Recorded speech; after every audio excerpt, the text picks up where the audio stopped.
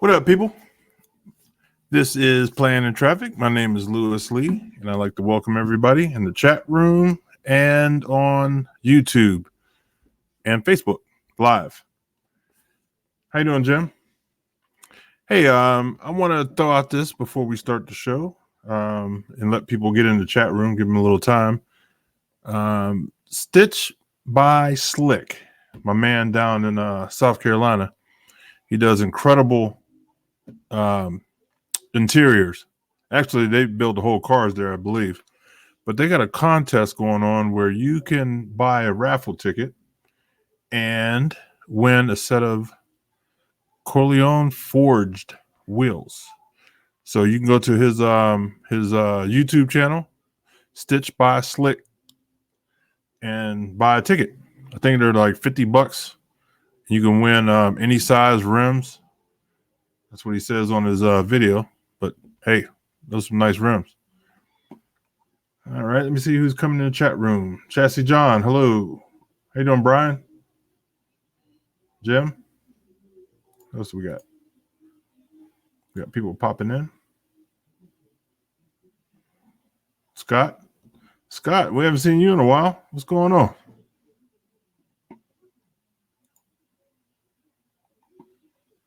Let me jump out of this share. We can get popping. So another announcement. If everybody could share our YouTube channel, Playing in Traffic, we're trying to get our numbers up. Please like and share, and hit the little bell so you can get notified when we're doing something special. Would be appreciated. And next week we have a guest coming on from Billet Badging. Hey, Ray. Oh, hey, Lewis. How are you? Good. How are you tonight? Excellent. I'm working through my cold and cough, and we'll see how I do if I make it all the way through. Yeah, I hear you, man. This weather's up and down here. It's been a killer. But yeah. But anyway, hey, that was I noticed a pretty cool survey. Not a survey. What the hell did you just do on? It was on Twitter or Instagram. It was a click this if you're a car guy. Pretty much, that's what it kind of said. Oh, yeah, it was just an invite to the YouTube channel. That was kind of cool. I kind of like that because you get a lot of good information out of that. That was what was the where was that from? Was that through their app or was it from a third party thing? Actually, it was from Crowdcast. Oh, okay. So, wait a minute. Maybe it was YouTube, but Crowdcast has a thing too where I can share on Facebook, Twitter, and YouTube. Right. So okay. I shared that. So anybody that hit that picture can jump over to YouTube and see us live. Right. Yep. I see Scott. We haven't seen Scott in a while. I invited him in if he wants to jump in. Right. So next week we have Billet Badging coming on. Steve, and they're making custom badges for like the emblems for your cars or motorcycles or whatever. So they'll make whatever you want. They'll make them custom. Yeah, right? Yeah. I'm gonna pull them up right now. I talked to them out at SEMA, and so I want to get some Consuela badges done for the caddy. Oh hell yeah! Do they have size constraints or they have just prices based on size? I believe it's based on size. Okay. What kind of materials do they use? Aluminum and I think carbon fiber. Oh, nice. I'm thinking too, it'd be kind of nice if they could do like stainless steel. They probably do. Here, let me Yeah, because once you have the machine, a friend of mine has one. It's like a water jet machine to cut out you just make the program, which is like you use a CAD drawing or a what's the name of that image? It's the graphic images. You would know. Anyway, you just input that, and the machine will just cut whatever the hell you want. You just size it. Look, badge is nice. Oh, look at that. Yeah, okay. Colors. Yeah, they're not playing, man. They can color too. That's very nice. When I walked by their booth, man, I was like, "Whoa, slow down!" Yeah. My wife and daughter was stepping. I was like, "Whoa, hold on." Yeah. No, it grabs your attention right away. Yeah, look at this. The Ford The Ford Yes, vents on the side. Yeah. That's very nice. Yeah, look at that. Wow. Yeah. And these are pretty tame, considering what you can do. Yeah, I mean, if you get really get creative, you can get it popping. Sky's the limit. So if you have any kind of design background, or it has a nice little low rider, look at that. Oh, what's that say? It says FAMOU what? Yes, I believe. Famous. Okay. If you're famous, I guess that'd be a good car for you. Yeah. Not for me. We're gonna get your Fiat. Yeah, right. Now I've become the voiceover guy. Hey, All that of a sounded sudden- good. All of a sudden, I'm a voiceover guy for a shop in Mississippi. Go figure. Who would have ever guessed it? And it's funny. This is the second one that I did, the one I sent you today. And the first one I did, I asked him, I said, hey, Clay, why would you want me, a voice from the Northeast, voice in a commercial that's going to play in Mississippi, in Boonville, Mississippi? He says, no, you got a great voice. I was like, no, let's get that out. Forget that. I'm not a voiceover guy. And like the second comment on Instagram was another diesel guy who's down in the area. I've seen him on the site, who said, no offense, but why'd you get a Yankee to do the voiceover? I'm like, I told you so. You know what? It was professional. I mean, it sounded really good.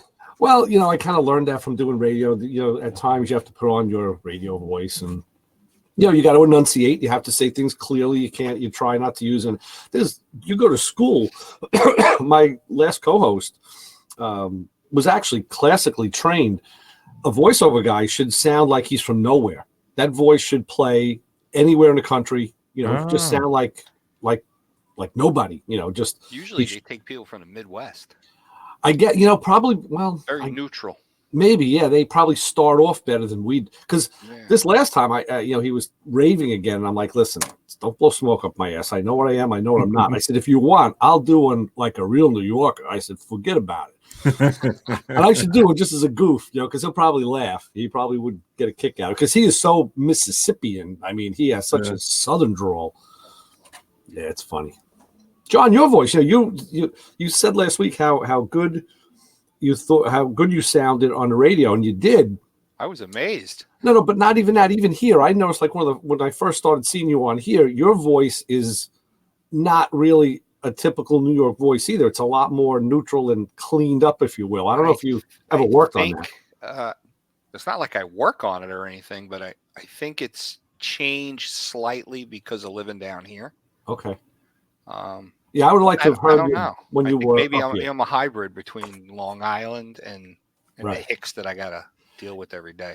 You do adapt to your surroundings. I'll say that. Yeah. I know. That's funny. This is some cool stuff, huh? This billet badges. This is awesome. I'm gonna have them try and do something to fill in that the vent, the Trans Am fender vents. Uh-huh. My fiberglass nose, that's closed off, and I was actually thinking about opening it up like a stock one and putting some like mesh screen in there. Right. But now I'm thinking I have these guys design something that I can stick in there. Yeah, he'll be here next week. That'd be Steve. Awesome. Yeah, I was real impressed, man. When I walked by his booth, I'm like, wow. And then my brain started going crazy. You know what I mean? I'm like, whoo, okay, I can do this. Yeah, I missed that one. From wild to mild. Yeah. In between, yeah. All right, let me jump out of here. That's nice. Very nice. Really good. Yeah, so did you guys get to post today? Lou's first little preview. Teaser. Yeah, Tori sent that out. Yeah, that's it's looking good. It's looking it's a teaser, which is that's what you do. You send out a teaser and then Yeah, if everybody can share it, that'd be cool. I actually wrote back to Tori, says, is that a Chevelle? He's working. Yeah, it's a 69 Chevelle. I'm like, okay, I guess, job is a job. Yeah. Yep. That's cool. Yeah, I know they've been working hard. Those boys, they've been working real hard over there at what they're doing. Yeah, I can't wait to see the first episode. Mm. Yeah, it's gonna be good. Lou is he's just so not professional, but just so knowledgeable. You know what I mean? Yeah. Like it just rubs off on people. You know, you watch and you're like, oh, I think I can do that. It is infectious. He See, does. well, that's what led me to him in the first place. And you want to talk about voiceover? There's a guy who can do voiceover work and not hide the way he sounds and get away with it. Yeah. You know, which to me is just mind-boggling. Really, I mean, it's I don't know what it is, but it's That's just him. yeah, right. Not everybody can do that. New Year's, I sent him a text. Happy New Year's. I can't even say what he wrote back. It was Ludo. Yeah. Happy New Year. Well, hopefully it's a good one for all of us. It's better than last. You know, I'm telling you, man, I'm loving Trumponomics. I don't care who wants to say what. I got my retirement statement in the last quarter. It killed it. I mean, I was like, I had to look twice. I said, what? You know, it's funny you said that because I was just looking at mine. I have deferred comp. Same thing as like a 401k. Right. And man, it's jumped up, man, 45%. Yeah. And you know, it's just you can't hide the numbers. The numbers are showing it. Exactly. I told my wife, I said, maybe retirement should be sooner than later. Like, let's just get the hell out of here. The stuff that I've been reading from, you know, financial people, that it's great that it's doing so well and it's been doing so well, but it's going to reach that point where it can't. Right. And that's when things start to slide. Yeah. Right. So it's like almost one of those things where you have to figure out, well, how can I convert where I'm at up here into something I can just take away, put it off on the side, and then start to deal with something else. You know, that way when there's a slip, I'm not affected. Right. So, yeah, that's when you got to be a money guy. You got to know, you know. Yeah. But I've been doing a lot of listening and reading, and, you know, hearing what these money guys have to say, and they're kind of predicting 2020, 2021, things are going to flatten out. Who do you like? Who do you like in that arena? Because there's a lot of good guys that I hear on the radio that are, you know, that sound really good. I flip around and I see stuff on the internet that I'm reading, and you know, I don't know. We'll see. Right. Yeah, I'm gonna meet with my financial guy in a couple of weeks, and you know, see what he thinks. Because I'm trying to retire at 55. So. Well, that ship sailed. No, man, I'm only 50. I got 5 more years. For me, it did. Long gone. Yeah. So. I could have gone out at 55. I was fully vested with in my program. It's either 55 or 30 years, and it was just about. I hit 55 before. It was just like a year or two off, but I could have done it, and it just wasn't time yet. So, you know, should have had the kids a little earlier. You know. Yeah. Still putting one through school. Figure that out first. Get her through, and we'll be done. Yeah, if we only knew what we knew now. Yeah, I know. You know, yeah, hell yeah. Oh man, I would have been all over Facebook and Microsoft. Oh, yeah, right. Uber, a whole bunch of them. Uber, right? Yeah. Who would have thought that? Apple. I had some Apple. You know, I saw a car. Where the hell was I? It doesn't matter. He was behind me. This guy got behind me, and he had it looked like an oval, looked like a cell phone in his windshield facing forward, and it was it's purple. It says Uber. This was a pink screen. Oh yeah. And it didn't say Uber. I couldn't read what it said. Probably said Lyft. That's what I thought it might have been. Right. Because later on, I saw another person with the same damn thing. I was like, "What the hell is that?" I guess it is Lyft. Okay. Yeah, it probably is Lyft. But here's the slick thing: when you get an Uber, some of them have the screen in their window, and you can change the color on your phone, so you know what car to look for. Okay. Like you change it from like any color. Right. Yeah, it's pretty slick. What happened? Oh, where'd my screen go here? What happened? We just went fling. There we go. All right. Interesting. It's a whole new world. Yeah, it is. Oh, man. We have some new people in the chat room. I think. Who's here? Who do we got? Let's see.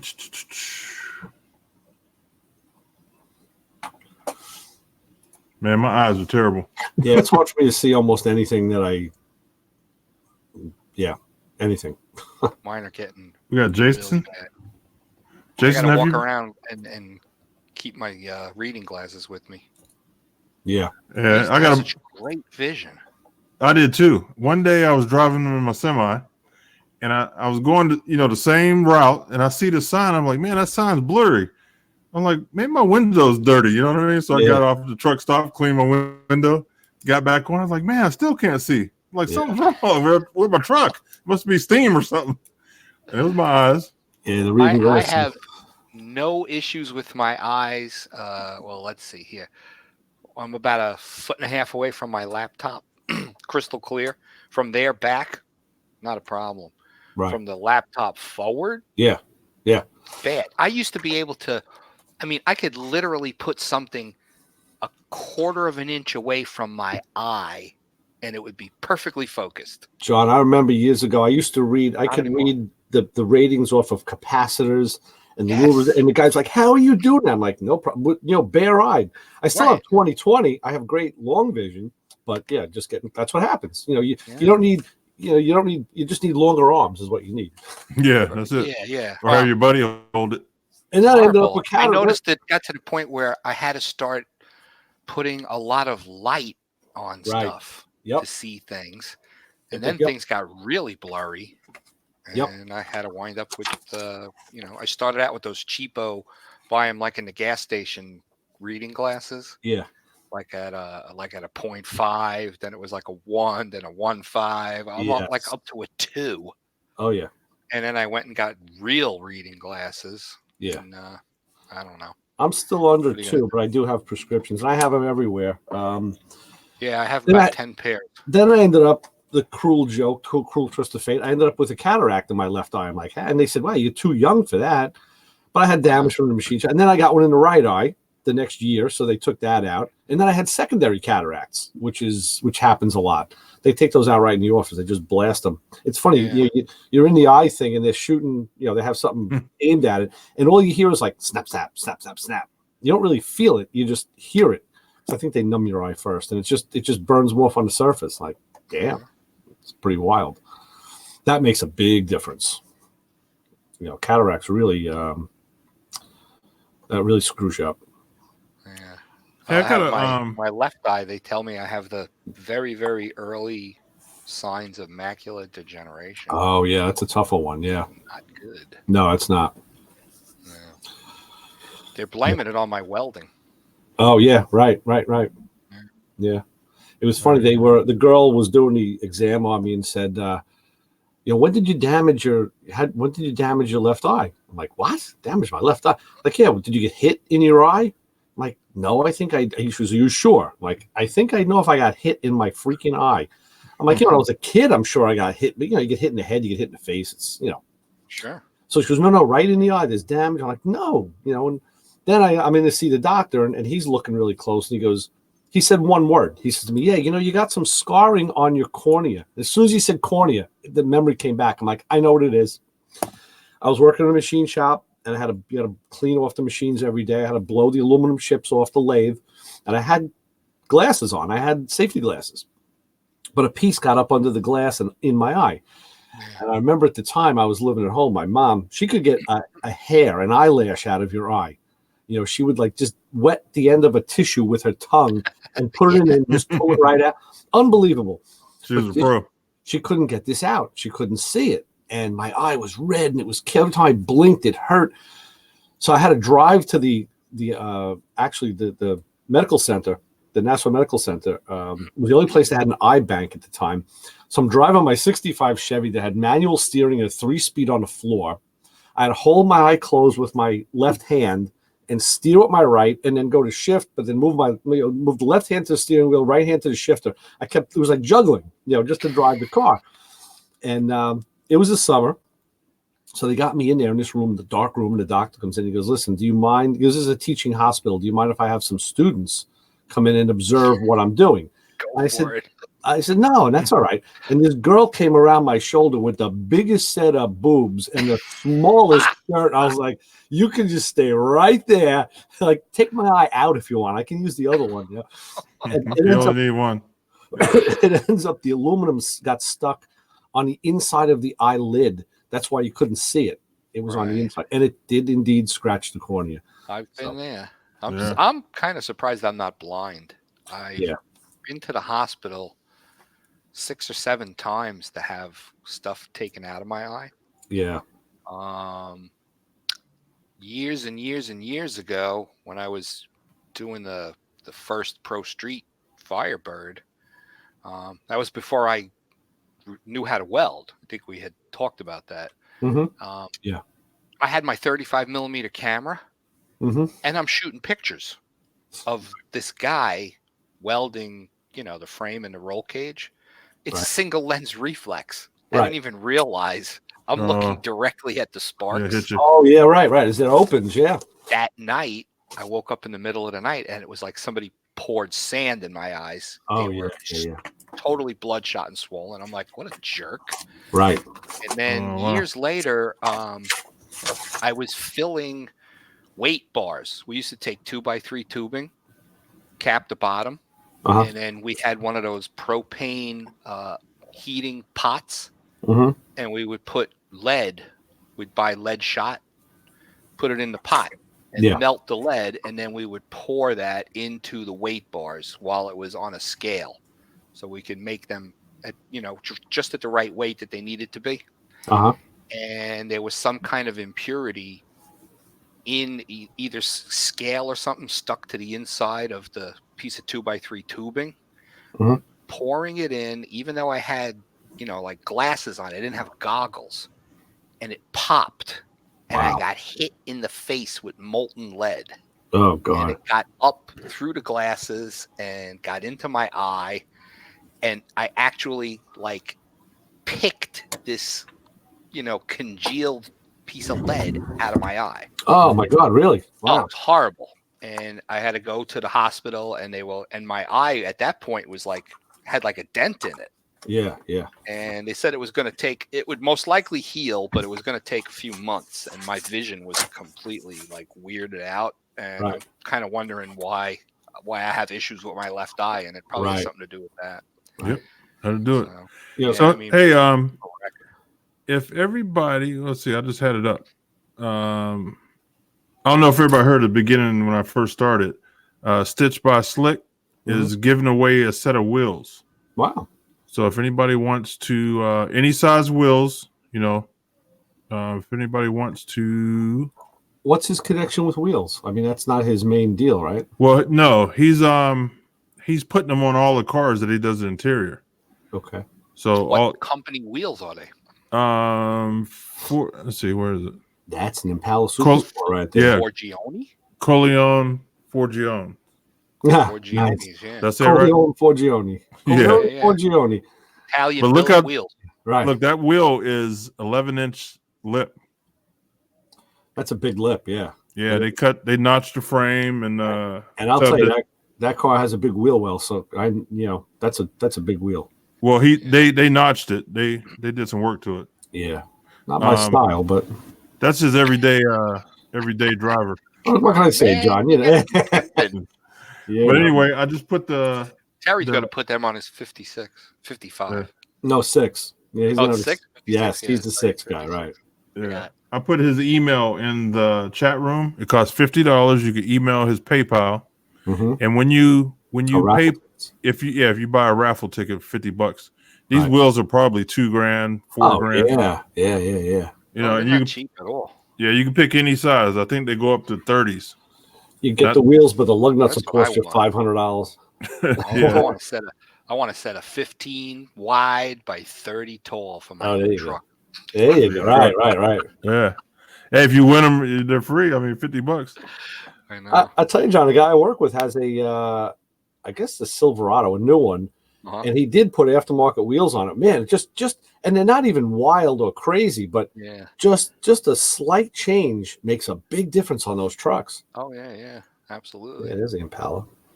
But here's a 50. I think it's a That's 56. a 5. I think. Well, you know what? You really Could be a no. 5 That's a or a 50, 6. that trim, 55. the trim is 55. Yeah. Yeah. So he's 56 comes down on an angle. now he showed a video. You got to check out his videos.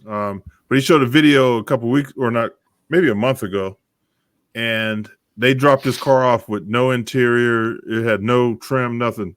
So he did everything inside. You know, sometimes a clean canvas is the better way to work. Yeah, look at that. Oh, that's sweet. Nice. Gray. Nice. Yeah, that's beautiful. Yeah, he's pretty talented. Yeah. There's no sliding across for your girl sliding across in that car. Yeah, she's hit. That's why you need a bench seat, man. You know, drag them across. Come over here. Well, see, the Great. thing is, you got something this nice, you leave her at home. Yeah. Still got a back seat, right? That's a good looking car. It is. Yeah. But Money invested. I'll tell you what, a lot of these guys that are going to him got a lot of money wrapped up in these cars. I don't like the big wheels. You know, they call them dunks. Yeah. That's not my style either, but man, they're putting some money in these cars, man. Oh, I know. They certainly are. It's all interior really makes the car. Yeah, I mean, there's so many components. Like I always said, a nice set of mag wheels makes any car look good. Even I like that. That's piece of crap. got like LED lighting in the console. Yeah. Yeah, you can have a rust bucket and looks good with rims on it. Yeah, I mean, and you could have tinted windows so you can't see the interior. But yeah, the interior also. I mean, every component does definitely add. Look at that steering wheel. That's probably a direct copy. Steering of the wheel wheel looks from the like car. a wheel. Yeah, I would imagine. Yeah, it like is. the wheel. That company. Yeah, you can get your wheel on your steering wheel. When you buy a wheel from them, they'll make your steering wheel too. My wheel would look terrible as a steering wheel. Yeah. That'd be horrible. Yeah, right. That's the color I'm going to go with in my car. That's real nice. What do they call it, Lewis? It's like it's not buck, it's not sandalwood, it's not A buckskin. yeah. no, it's shoot, it's a darker color. I can't think of the name of it. It's not. I got my swatches out in the garage. Might have a leather jacket that color. Listen, I'm doing my interior, so I'm gonna do a pair of shorts and maybe some shoes. So when I jump out at Consuela, Jesus. I'm gonna be matching. Oh my god. I might even do a hat. I'm usually matching my cars too Hat would now be because cool. I A usually baseball hat. Yeah, I'm telling you, man. Or a Coming out. fedora. I usually match my cars too because I usually have grease or rust on me somewhere. Nice. One of my buddies stopped at the shop yesterday. He dropped me off a carburetor. He's a Nassau County detective. He walks up and of course he has his raincoat on and his suit jacket, but he's wearing a fedora. And I said, "Wow." He said, "You look really good in that hat, man. It just fits you." It's like, let's go back to the cool. Yeah, definitely. Some people it looks better on some people than others. Yeah. Yeah, Definitely pulls it off. I got a couple of them. I'm a hat guy. I was good hats are expensive too. Yeah. Did I show you the hat that I made? Not that you made, no. Oh, hold on. Ray, does anybody make a aftermarket push button start system? Oh, sure. Yeah, definitely. I think I want to put that in a Camaro. I would look at American Auto Wire. I would look at who's the other one. There's a couple. Oh shit! There's another name that just popped in, but I just lost it. There are a few because I know I've seen them. I've seen them installed. Yes. We lost Yeah. John. Or no, Do you know if they are they set up to work with fuel injection? Notice on my truck when you open the door, the fuel pump goes on for a split second. Really? Yeah, Sure it's the fuel pump? oh, it primes up. Yeah, the fuel pump prime is hooked into the door. But what if you're just getting in a truck to get something out of the glove box? Like you don't need your fuel pump running. Well, when you open the driver's door, it does it. I don't hear it when I open any of the other doors. I've never heard of that. Are you sure that? Yeah, it's not. I swear to God, it's definitely the fuel pump. All right. No, I've never. That's a new one on me. Well, I'm sure that if they're making the systems, they're going to be compliant with what they need to do. Like now, as far as fuel injection goes, a push button start switch really. Now, look at that. That thing looks like you could. A hat. That looks like a hat from what's Crocodile his name? Dundee. Yeah, that's the one. I was gonna say, it looks like Oddjob could throw that thing and dusty. cut the head off a statue. Hold on. That's a nice That hat. looks heavy. Dust her off. What would a hat like that cost? Shoot, I don't know, man. It took me 500. It took me a minute. I would say somewhere around 3-ish. It looks heavy. It's an awesome hat. Yeah. I'm gonna sweat Nice your ass style. off of that thing. Very nice Put work. my little tag in there. Very nice. Yeah. And I got my logo on the.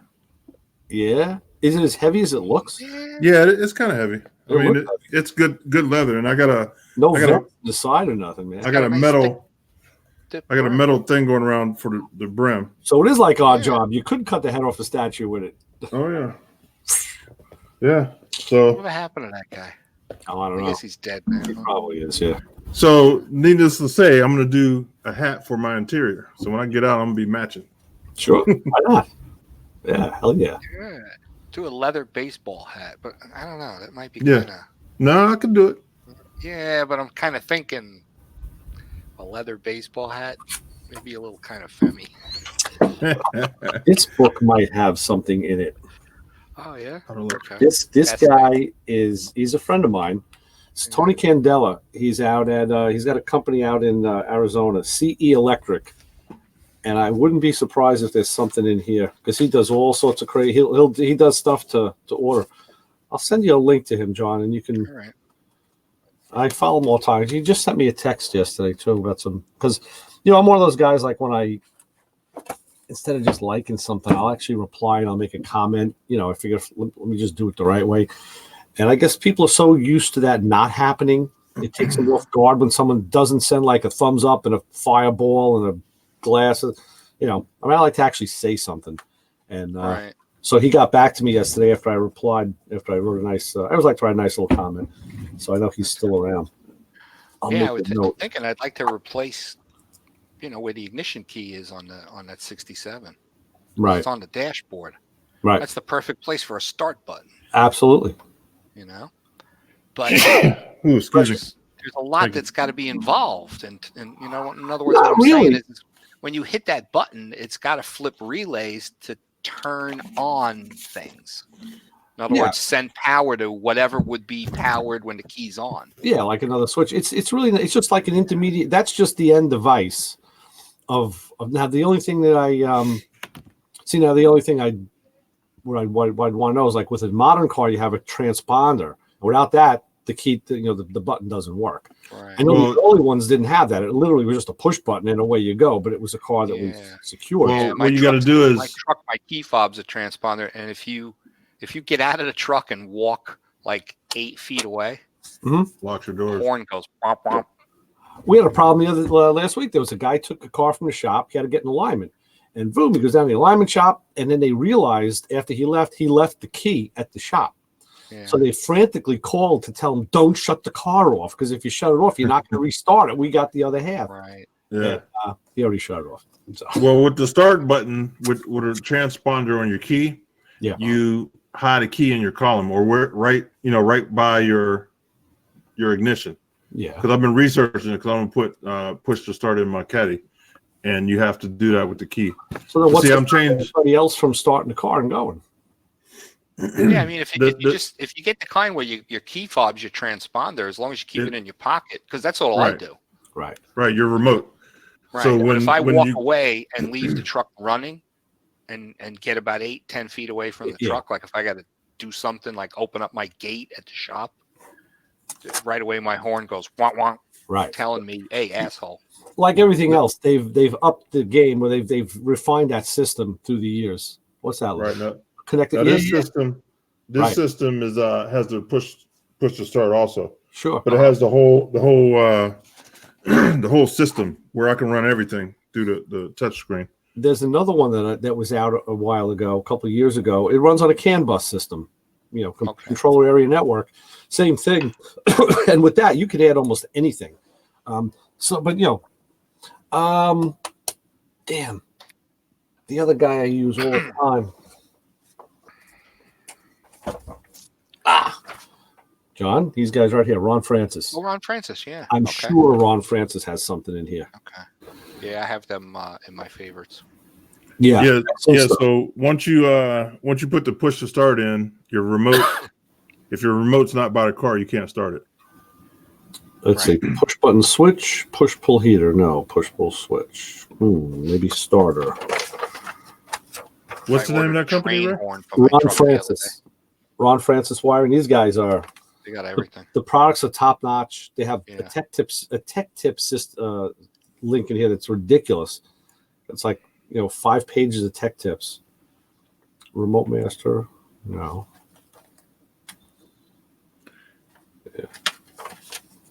I know American Auto wanted too. Hey Scott, did you figure out how to get in? I sent you a link on your phone if you wanted to join. Switch. Starter system, keyless, page 54.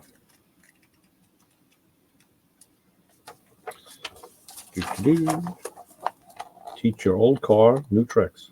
Perfect. There you go. Yeah, Ron Francis has it. That's the push to start? It's got the button. That's the starter button. There's obviously a brain that does the interface, and not a hell of a lot of wiring, really. He's got complete harnesses too, right? Oh yeah, Yep. it includes one iStart module, the security module, the touch button, 2 proximity sensors, a toggle switch, wiring harnesses, and instructions. And this is looking like, yay, IS-10 without Ron Francis wiring is $650. Nah. IS-20 with Ron Francis wiring is $599. With Ron Francis wiring is $600. Without it is $650. That's kind of weird. That's Yeah, expensive. there you go.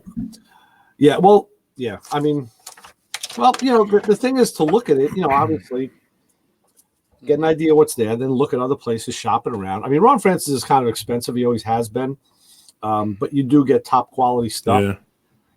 And I'm sure you can find guys that are knocking this stuff off in their garage in West Covina too. But are you getting the same quality? Yeah. I don't. It's Why West Covina? because that's just I was thinking of my What favorite about marshal. that town?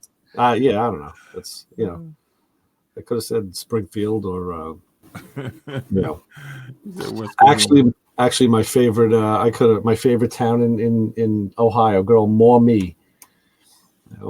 But just outside of Toledo. Really? I was stuck there once, so yeah. It's actually the test bed, the main drag.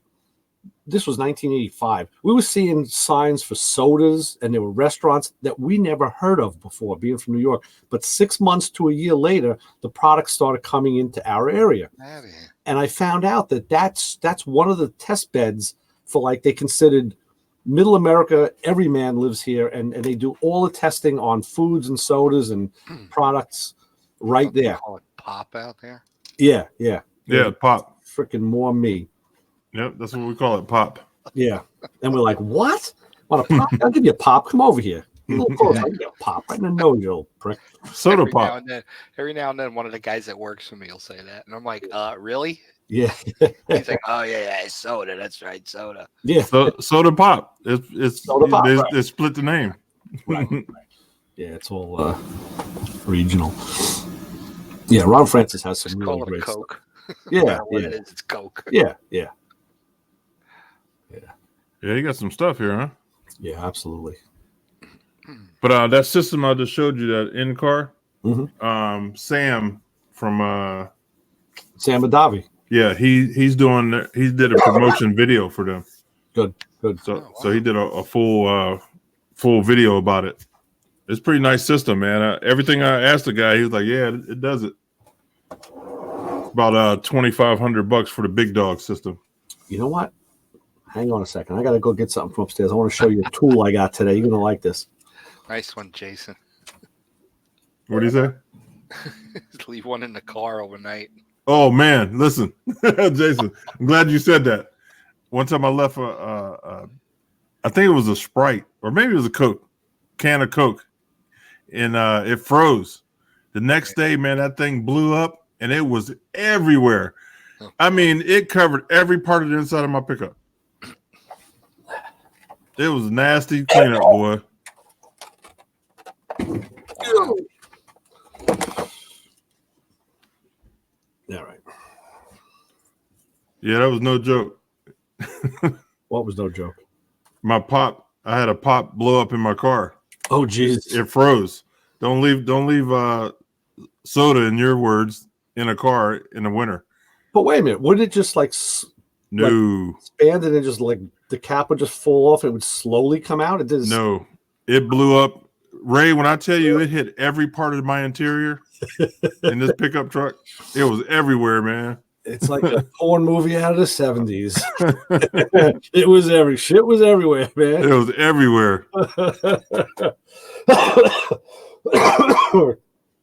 Oh, that's funny. I could see that in the summer. I'm surprised in the winter. Yeah, man, it will blow up on you. Wow. Yeah, and I don't leave any of that stuff in the car. All right, let me let's see.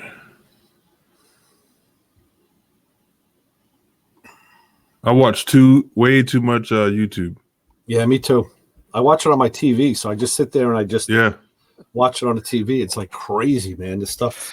You know, it's funny because like if you're on Facebook or something and somebody posts a YouTube link for something. Yeah. And then after it's over, and you know, get that trapped. screen shows you like 6. Right. Right. And you completely go off on a tangent. John, you get start trapped watching easy. videos that have nothing to do with the one your friend posted, and then you get sucked into that vortex, and you just keep going and going and going and going. And you know, and by the time you're done, you're like figuring out how to bake brownies. But it started out with how to replace the brakes on a on a 57 Pontiac. Now, if you're like me, that's what the internet was to me when I first got on the internet. It was like I saw like a tree with branches. I started over here and I ended up like way the hell over here. Like, how did I get here from there? Well, don't play around on Pinterest because, man, you will go down a rabbit hole. Yeah. Yeah, I kind of cut that back. Yeah, but John, just so you said that, I watch. One of my favorites is Drumeo, and there's a couple of drum sites I watch regularly, and a couple of individual guys that I watch too. And I don't know how I found it, but I found this girl named Sina, Sina. She's 17 years old. Oh yeah, and she covers everything that's like hard rock. And she's good. The girl is freaking amazing. And just tonight, I found one video where she actually spoke, and she has some kind of European, I don't know, like Slavic, I don't know if she's from, I don't know. And she is like 17, and this girl rocks, man. She's got a great sense of timing. I'm always amazed when I watch YouTube videos of young people playing, and I'm like, on my best day, I was not as good as some of these young people I see today. The other thing is every time, and she's got everywhere. Now she's all over my feed. All I see is her videos, and she's playing a different set, a different kit, like every time. Oh, like, what the hell? So anyway, you're going to like this. I was on the tool truck today, and I saw these things. Here they are. I'm going to show you what they are. I've been thinking about, I made an investment. And crow feet? I made a small investment in some ratcheting wrenches, but not the really good ones. I heard about these things. Stop. All right. So it's a closed, it's 72. Oh, it's a ratchet. Oh. And it's a ratchet. It's reversible. Yeah. Oh, yeah. The nice thing about it is you take an extension. They give you the extension with it, and you can put it in traditionally like a crow's foot, right? Yeah. And use it like that. And I said, okay, well, that's kind of, or in the back end, you could put it in the back end, and now it becomes a ratcheting wrench. And I said, holy shit, depending on what size extension you use, you could have a stubby little wrench, and they're it's not very thick. It's kind of nice. You could have a shallow little wrench, or you could have a 2-foot lever on a wrench. Yeah. And I said, man, I will take those. So all different size. This is the American set, and they go from because he sold out on the metric sold out right away. It goes from 5/16 to 3/4. How much torque can it take? What about the drive shank? 3/8. 3/8. Yeah, it's a 3/8 drive. 3/8. And they even give you one of the locking. So yeah, I said, you know what? I took it. I said, I got a feeling I'm going to take these and maybe give them back because I don't know if it's going to really work. And then I remembered I saw my buddy Clay down in Coon Trucking showed him where they had you could put the extension in the back end, or you could put a ratchet right on it. I was like, oh, that's the kicker right there, because now it becomes like a ratchet wrench. So how much was that? They're blue points, and they were marked down to they were $159. Now, a set of ratchet wrenches on the Snap-on truck, you're going to pay $350. For like a 6-piece set of wrenches, which I was ready to do. And then I said, wow, let me give this a shot. And if it works, I'll buy the metric ones. And yeah, so that was the cool tool of the week. Nice. Yeah. I tell you, man, technology is making stuff a lot easier. Yeah. Think about what you had to do back in the day. You had to weld something on an old wrench. Yeah. I still, when I was working on a Camaro last year, and I had to take a header off to do a steering box, and I said, you know what, tomorrow I'll finish this up, and I brought in my 7/16 wrenches that are my header wrenches, and both of the guys, the father and son, looked at me and said, "What are those?" One was bent on like a 90, one was a 45, one was welded, one was brazed, one was just bent. I'm like, these are my header wrenches. I got a drawer with 5 of them, and one is like super little tiny stubby one, and one is 8 inches long. I'm like, yeah, because 7/16, that's a header bolt, He goes, I never saw that before. I'm like, that's right, because you're a body man. You have body tools that I don't know what they are. Yeah. So, yeah, everybody has their own. In every genre, there's their own specialty and homemade tools. And you got to have them both ways too, 12-point and 6-point. Oh yeah, absolutely. Like everybody went to the ARP deal. Like now, all I use is ARP studs, and 12 points. I'm using on my car now a system I started using on my Harley when I had it. It's a locking bolt. Let me think of the name of it. Son of a bitch. It's a hex head bolt, and then right under the hex is actually it's like that star washer kind of thing. Yeah, actually, it's something like 8. It's something 8. Stage 8. Let's get the professional in. Thank you. Yeah, there's a groove, and it's kind of like a crescent shape washer that goes over the hex in that groove, and then it'll actually loosen. It'll let it loosen as far as the first point will hit something, and that's it. So you'll never lose a bolt. And I tell you something. There he is. There's Brian. Hey guys, what's up? What's happening, Brian? Just chilling. We needed your professional advice. Oh, lay it on red. Put it all on red. Yeah. Professional advice. Right. I had one wrench. I'm not a mechanic, but I had to fix my semi one day, and I couldn't reach. Like I had to take half the truck apart to get to the one bolt. Like I think it was my injection pump or something. So I went over to my buddy's house. I was like, dude, I need to make a wrench, man. So I cut one end off, welded a long pipe on, and I kept it in the truck because I always had to get to that bolt, man. And once I did that, man, I was a king. Yeah. Brian, does Matco have an equivalent for these? Yeah, actually, I just saw something on them, and I can't remember who makes them. Okay. And I actually, that's what I was doing when Lewis asked, because I was like, man, I just saw a thing on that who actually makes them for everybody. Right. I like that Budweiser pool table light you got there. Yeah. Oh yeah. That's in your truck? No. I'm down in the office. Oh, okay. Yeah, I was out at the truck earlier. I got my district rep coming tomorrow, so I had to tidy up a little bit. I'll give you the news on the competitors, Brian. I didn't bring the freaking catalog down. I saw the Snap-on guy today, and they just had an event last weekend. It's like the first Saturday of every year. They have a regional meets. And they're rolling out toolboxes. I think they're gunning for Matco because they're rolling out toolboxes in every color, reverse color. Hold on 1 minute, guys. Okay. And they're really they're making. My buddies for the TV show did, I guess about 3 years ago. Snap-on came to Orlando for a huge convention. Yeah, they do it in Orlando regularly. Yeah. They took, I think next year, the largest top and bottom cabinets. Mm-hmm. They gutted the bottom, and they took the faces of the drawers and made those into cabinet doors.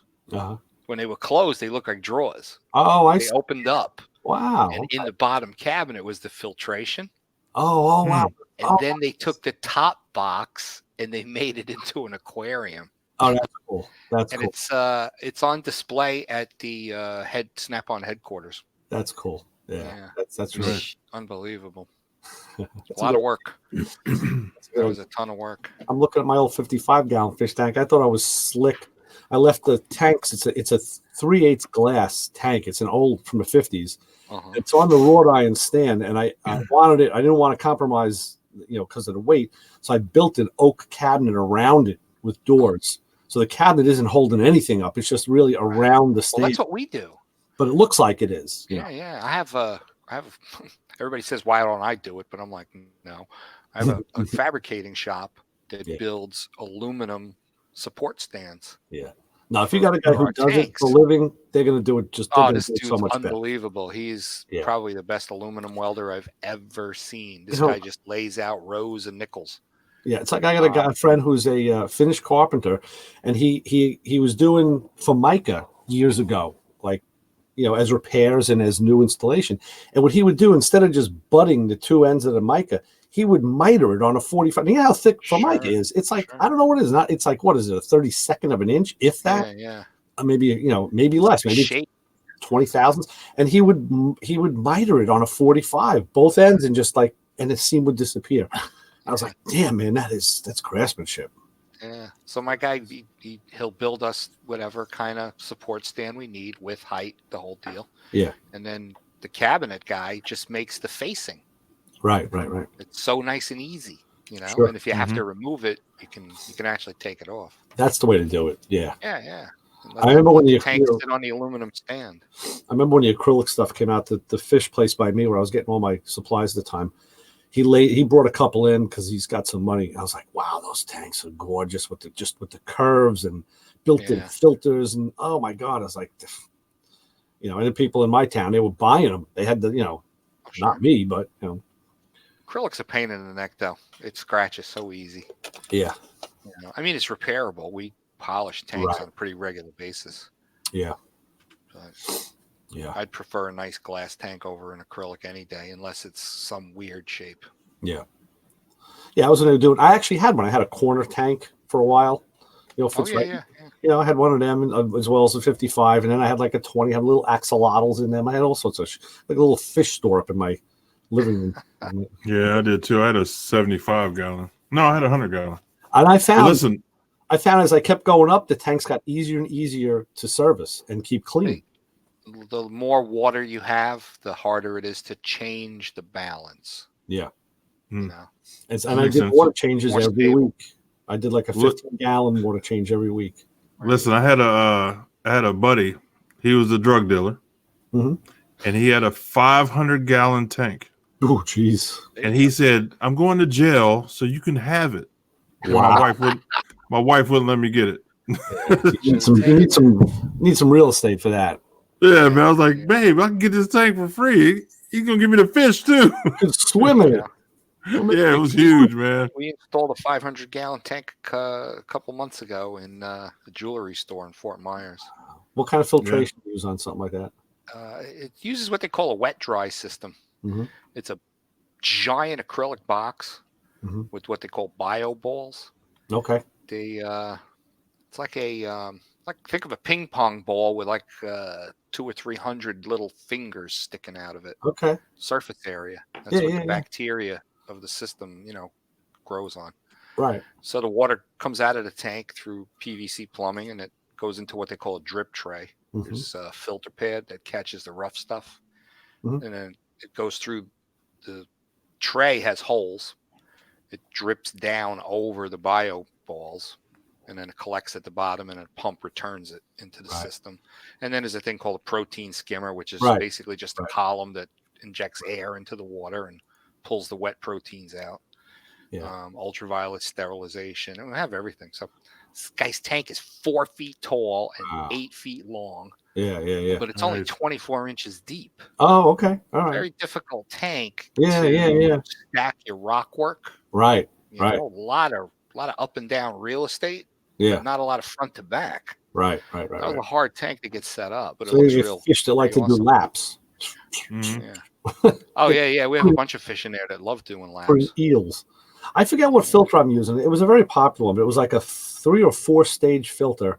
Like a canister filter, right? Yeah, and I was also maybe the German guys. I know I was. Yeah, I know that name. No, I think I was using an American brand. It was a very Tetra. There's a bunch of them. And I used a diatom too. I used to use a diatom to polish the water every. I was using power heads, and then I did it. I kind of went through all the phases. I just played whatever. Yeah, give me that. I'll try that. you try all sorts of different stuff, you know. Exactly. Yeah, freshwater systems, canister filters are real good. Hang on the back filters are pretty good. Yeah. Wet dries. We use wet dries for everything. Right. Just because they're, big and you can put a lot of extra equipment into them. Yeah. Nice and easy. They create nitrates though. Mm-hmm. That's the end product of a wet dry is nitrates. Okay. So you're not doing water changes. Your lights are on too long. You get algae. I'm trying to remember the chemistry. Was it nitrates that turned to nitrites, or was it the opposite? Nitrites turn into nitrates. Okay. Yeah. And nitrates is what makes grass grow. Right. Nitrates and phosphates. Yeah. Yeah, I was a step. The next step I was going to take was going to be salt. I was going to go salt. Yeah. Because I really like, the fish are just what I like. Yeah. Salt water is awesome because the fish are all different shapes, different sizes, beautiful colors. Oh, beautiful. Yeah. Corals. All different prices, all expensive. Yeah. Hey, Lee. Can you hear us? I can hear you. Can you hear me? Yeah. Sure. Yeah. We can hear you now. So, do any of these fish tanks have wheels? Wheels? Yeah, there's one in Las Vegas that does. Really? It's like a 53 sedan delivery. Oh wow. With a tank in it. The body's it's like 3/4 of the body cut long ways. Nice. The body's on casters, so you pull it away. Okay, yeah. It exposes the tank and the filter. Wow. Cool. Yeah. Have you been to the Bass Pro Shop? Yeah, they have huge in Vegas. stuff. Listen, they got mermaids swimming around in there. Oh yeah, absolutely. That's cool. That's a dangerous store. Yeah. Yeah. I know. I walked in there one day and walked out with a boat. Wow. Yeah, that was one of those things. Yeah. My wife was like, "We're buying this boat now." Really? Hey, you gotta listen. You gotta listen. Oh yeah, you gotta listen to your wife. Yeah. I love our boat. It's 20 foot. They call it a bow rider. The bow's open with seating. Yeah. It's got 150 horse Merc outboard on it.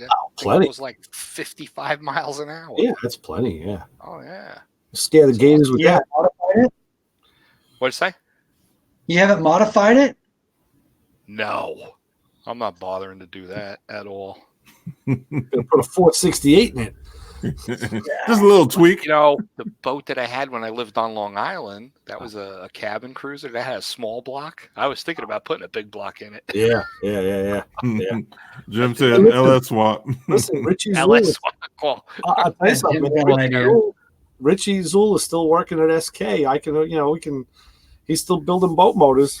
Yeah. Well, actually, what I would do is if I wanted to go stupid fast with it, I'd call. Do you remember Diamond Race Cars? Yeah. Farmingdale, Joey and Marty Signorelli. Okay, I didn't know them personally, but I know the name. Yeah, they're down in Florida because they're the guys that build all the Mercury Marine stuff. Oh, okay. The racing stuff. Yeah. Their shop is at Lake X, which is Mercury's test lake here in Florida. Very cool. So if I want an outboard that makes 700 horse, right. Those are the guys to call. Oh hell yeah. I'll tell you, when I was in my stupid 20s, I had a 15-foot Tahiti with a 700 horsepower old on the back, two-seater. That's nice. So I'm at the gas dock, and everything's thinking cool. I got this babe in a bathing suit because I only had beautiful women with me, and it is just open headers, just big and water-injected headers, just obnoxious. And this guy's looking at me like, "You want to run? You want to run?" I look over at his, and he's got a Merc on it. I'm like, "Yeah, sure, we'll get out." So we get out there, we hit it. I fly ahead of him. I'm thinking, "Yeah, right. I'm cool, right? Yeah, right on." Look over at the gal, and I'm like, "Right on." And then all of a sudden, I look, and he is just steadily approaching. And as he passes, I see the header system coming off. And then I read on the very back, V8. Oh, God. So it was an outboard And I got a lesson learned right that day that I got my Yeah. everything handed to me right there. You know, You should. When somebody says you want to run, that's a sign. Yeah. Yeah. Yeah. Could have had. yeah, that little Here in boat only Florida, did you about see- 68, and that see was it. everything. We when we take the boat out and go to different places like for lunch, you'll see stuff pull up with like 6 400 horse outboards on the back. My buddy right now is working on a guy's. Crazy stuff. He's working on a guy's Scarab, and I mean the motor was like it was literally it was a race motor out of a car. You know what? He just sent me a thing, some kind of an update. It's a 502.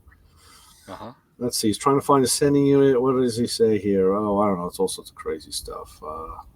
Yeah, it was. The guy's got like a ton of money, and he only wants to. The motor lunged, so he wants to replace it with like a comparable, replacement. So, like, money's not an object. Like, Yeah. What are the cigarette boats? What do they have in them? Big motors. yeah, real big motors. I got Yeah, a buddy. Multiple big motors. Yeah, I got a buddy. Him and his family. They had like 3 of them in their basement. That's how Wow. big their house was.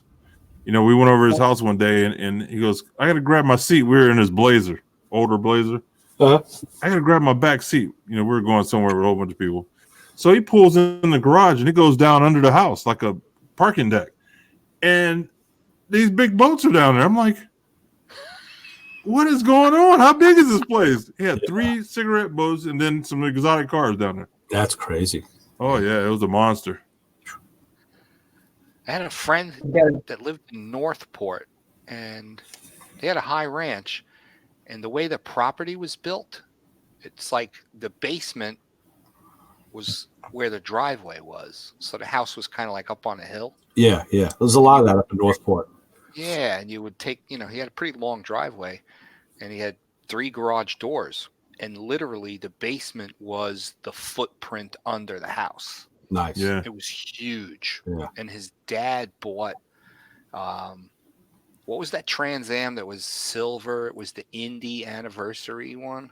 That was what I went to 70 something, 78 or something like No, that. 78. It was gold. That was that was the anniversary because that's the color I'm painting my car. It was on a 78 Trans Am or Grand Prix only. He bought a silver anniversary Indy Trans Am. Was that 10th year maybe? Jim says it's the 10th. That'd be 79. He had it flatbedded from Nardi Pontiac in Smithtown. Yeah. Put it in his garage on jack stands. Never drove it. Never drove it. Yeah. Must be nice to have money to Yeah. park a car, I brand new don't- one. And I'll tell you what, only now. I think he told them to not even prep it. Yeah. They literally left the plastic on the seats, the whole deal. And this Only- guy's garage was climate controlled. Now, right now, those cars are starting to come up with more interest. So Now, you tell me my car might be worth something someday. yeah. Like now, those cars, the 79s, 8s, and 9s, they're getting hot now. Yeah. My car at Mecum, like finished, or Barrett Jackson, be worth about $6,000. There's no market. You know, for the it. bullet car is going up. I know. Saturday. It's right here. It's in Orlando. Oh, is it? Yeah. Okay. But Evan Smith's been posting videos, and he's been there for 3 days, walking around, filming Yeah. everything. I don't know. Any projections on what that car is going to bring? $3.5 million. Okay. I was betting guys that work 3, but everybody's saying 5. I'm like, No, lot I think of it's money. I'm thinking 3. 3.6. You know, I That's don't my know. number. You think guys are investing that? I mean, years ago, cars were going Idiots for stupid money, But and then that kind of passed because they weren't getting it on the back end. They couldn't resell it. Well, here's what I don't understand, and I need to do some more research, and I'm sure Evan would probably know by now. But I heard that car, that original movie car, Mhm. was found in a junkyard in Mexico. That's what I read. Also, yes. So they went and put that thing together. It's not original. No, I heard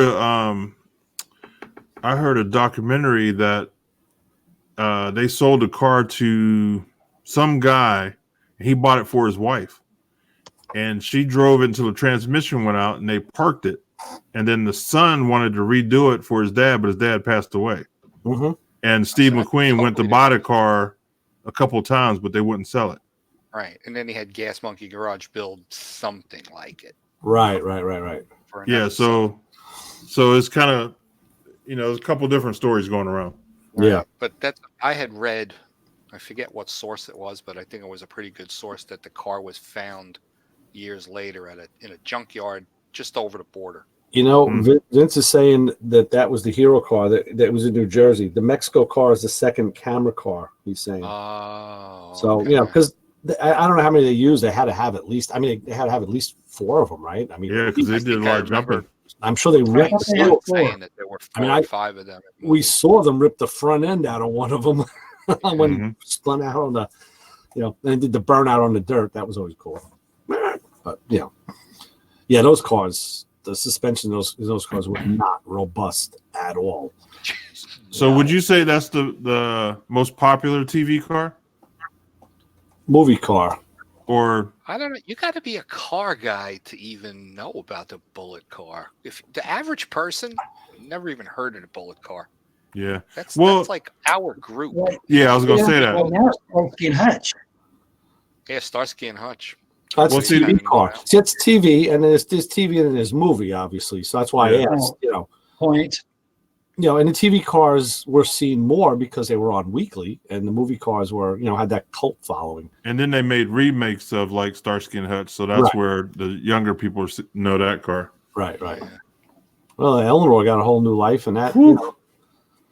Yeah, Eleanor's no joke. no, not at all. Eleanor's a good looking car. Sure is. Yeah. That's a real. I had Eleanor at one of my shows, and we tried to get I forgot the actor's name, but his publicist called and said that he was in the midst of a divorce, so he couldn't make it, but he wanted to. But we had one of the clones at there, and Yeah, totally exactly as what the movie was, and it was beautiful. nice. Yeah. And I the like- kicker, it was a father. What is daughter it? Year couple. one remaking those? Year one's making them now, but at my event, it was a father-daughter project, and I went up to ask the dad, and the dad said, "No, go talk to her."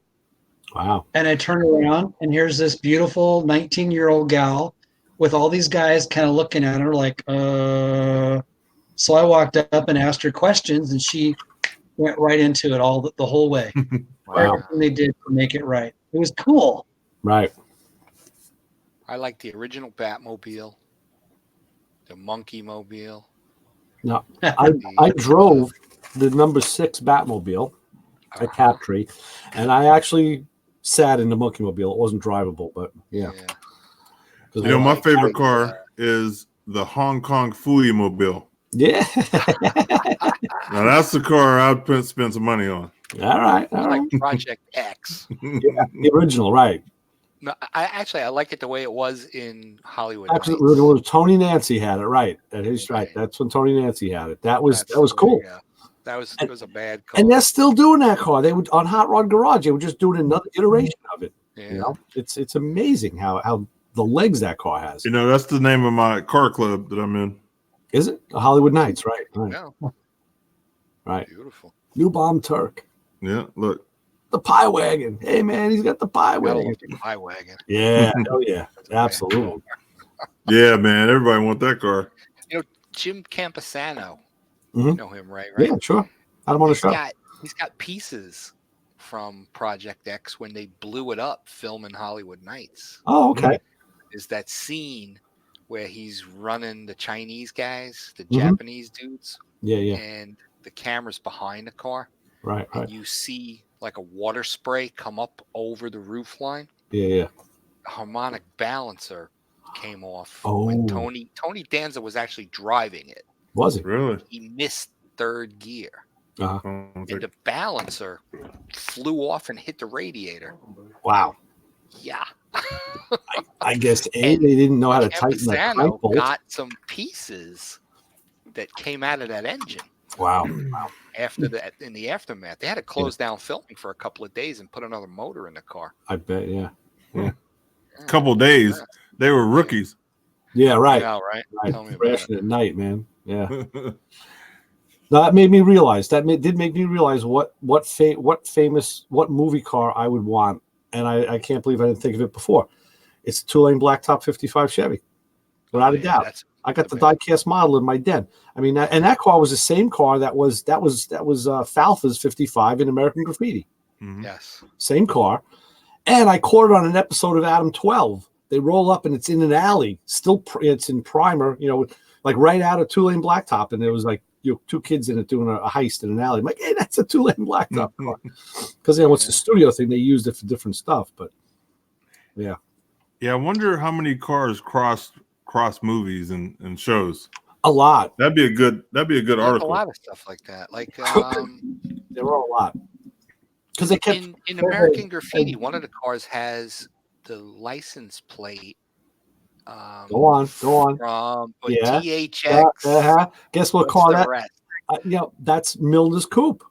Milner's Coupe has And- the THX thing, and that's Because from that was that other movie, his first movie, right? Clockwork Orange, right? Or, No, or the no. other one? THX. That was the name of the movie. THX, whatever it is, whatever. That's I'm thinking. I got Spielberg in my head because I was just watching Poltergeist. George Lucas. George Lucas. That was like right. his first movie was THX 685, whatever the hell it is. Yeah.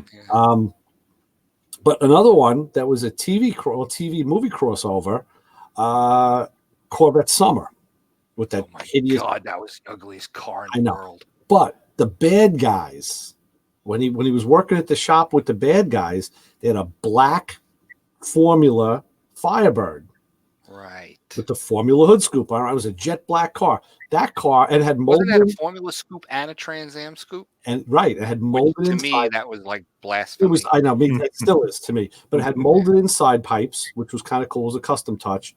That Yeah. car got repainted and became Frank Poncherello's car on chips. It was Oh, like yeah? bronze color. It was as soon as also I in saw it, Carcraft magazine. I'm like, wait a minute. A Trans Am hood scoop and a Formula hood? Wait a minute. Hated I've that. seen this guy. And I saw the side pipes, like, holy shit, this is the Corvette Summer car. And it Yeah. was. Every now and then you'd see something like that back in the 70s, and I'm You like, know, only a why car would guy you would. destroy that beautiful fiberglass hood Oh, yeah. to Yeah. stick that third scoop in there? I know. It was the most beautiful hood, too. But Yeah. it's, it's TV. It's like, make it wild. And well, that's nothing compared to what they did to the poor Corvette. Their budgets were a lot smaller, so they had to switch. Yeah. Move over to different shows. Yeah. That Corvette was ugly Yeah, it was. with that weird off-center, kind of weird-looking scoop thing. Yeah, then they made a right-hand drive. It was like, oh, Christ. Yeah, that was dumb. But Annie Potts in the back of a 70s van, I'm there. I got a question, which is this is what I don't understand. British cars, where you drive on the right-hand side. Mhm. The clutch pedal is still under On the your left. foot. Yes, Mhm. it is. So, to me, You it would just think doesn't the make gas sense. pedal should be on the left because it'd be closer to the carburetor. It should be mirror image. Right, but it's But I not. don't- They had it first, and then we came up with our deal. They just switched the steering wheel but kept the pedals the same. And the shift pattern's the same. Yeah, The but, shift pattern first isn't to the left, the right, first is on the left. Yep. but in That's the terms same. of like clutch linkage, with the clutch pedal being so close to the bell housing, it's like that's a lot of work to make I've that never- stuff happen. I've never worked on a right-hand drive car to know, but maybe they used cables or something. Or maybe they were ahead of the game and used hydraulic. I don't know. Because That you well, hydraulic see, would do it, but Yeah, that would do it. you see older cars that were produced here and also produced for them right. in Right. other countries, like the Australian versions and things. So, and they had mechanical linkages. Right. I don't get it. I just don't understand it. The ones that I drove in Japan, Yeah. it was the same H pattern and everything. It was you were just sitting in the wrong side of the car. Right. Right, but the pedal setup is identical to an American pedal setup, but it's on the other Yeah. side of the car. I guess it makes sense because if they Which take means the your pedal gas pedal's assembly, nowhere near if it's a carbureted car, and the cars I'm talking about are older cars that had mechanical linkages. So your gas pedal's all the way over by the door. maybe So they now use, you're Yeah. talking about bell cranks and things. but maybe they Yeah. maybe they did use a cable early on. And then what do you do about the master cylinder? Right. Now your It's- master it's on the cylinder right. is Well, it's gotta like be on the right. over the valve cover, It's as on the- opposed yeah. to being next to the hood hinge. Mm-hmm. Yeah. I drove in Makes no in sense. Japan, and it was linkage, and it was linkage. It was all linkage. The guy went in and checked it out. Yeah. I don't know what it was called. That's why I'm saying no, but it was some kind of real rig, and I did lay a 3-foot patch of rubber in Japan. There you go. My wife went to Japan, and I asked her. She went to that. You see it all the time in TV and movies. That gigantic intersection. It's like Tokyo's Times Square, and there's like 500,000 people crossing at once. Yeah. And the whole time she was there, she said she never saw one car from Fast and Furious. Yeah. Not one car that was Fast and Furious. No charges. style. No charges doing wheelies down the block. You know what's What about- popular what out there about right now is cheap lowriders. cars that are all, Really? crazed up? Not one. She's like, Hmm. I don't know where that comes from. She says, but I did not see any of that while I was there. She was there for like 3 weeks. Wow. Did you see a lot of lowriders? Because they're pretty big out there now. No. They're buying up all of California. The dope guys, when they get caught, they lose the cars. Yeah. And they auction them off, and people from Japan are buying them. Wow. They're shipping those lowriders over there faster than you can spit. I guess it's easy for them to get in them, because they're low. Can I say that? No. Terry, I did. you're offending our. Well, our John listeners. laughs. So as long as John laughs, I'm okay with it. Then I'm fine. I just say, look, John agrees with me. That's all. And then I'm okay. I'm cool. But yeah, they're big time over there, lowriders. I had no idea. I mean, I remember like 15 years ago, even in Sweden, they started buying long bikes, the long front ends and the choppers, and they love them over there more. Like they're in the 70s over there compared to like the 60s, 70s where we were now. Long bikes, shovel heads and knuckles, and like they're just living the dream, man. And the longer, the better, Yeah. But Unreal. Oh, you know what I saw for the first time on a video? The Fast and Furious Charger, the wheelie. Mm-hmm. Did you ever see the hydraulics to make that work? no. It's like a plate underneath the car Uh-huh. with a set of wheels Uh-huh. and a hydraulic cylinder, and it comes down and puts these two kind of like the wheels off a golf cart, and it lifts the car up. That's the lever. So the back tires continue to move it. And Wow. if the camera's in the right spot, You you don't never don't see it. see that. You This know, was footage from the front. yeah. That just yeah? You literally see this plate drop, and the Yeah. car is in the air. And that'd I'm be like, one of the, that just that's gave how they me did that. a vision of another movie car. And in the movie, it's a John Wayne movie called McHugh. He was a detective, Yeah, and he Yeah, yeah. drove a Formula Firebird, brown one, a brown one. brown And or he- green one. It might have been green. I think it was like whatever the Pontiac green is. Yeah. Not Vidoro green. It was another green. Anyway, That's like a and he rally. beats the shit, and like a nice set of glass packs on it. So he really just like beat the shit out of this car. In fact, they crush it at the end. He's in it, and they crush the car. But the scene on the beach when he's chasing the bad guys, and they're in a big 4-door like 71 Impala, Uh-huh. and they had blast tubes under the Impala because he shoots at it with a machine gun, and of course the car flips and barrel rolls, which. Yeah. But they should. You could, if you watch the movie close, you can see it. You'll see the tubes as it goes up, and of course you got the DVD. You can freeze it, but yeah, on the beach, and it's like lands and smoking. Yeah, that was a good movie. He beat the shit out of that Firebird, man. Burst. John Wayne in a Firebird. Who would ever think? Right. Who'd ever The think Duke. of that? Yeah, I think that was probably Robert one of his Wild. last movies. I was but- going to say that. It was probably one of the last ones. Yeah, it was like 72, maybe 3. I don't know, tops. Yeah.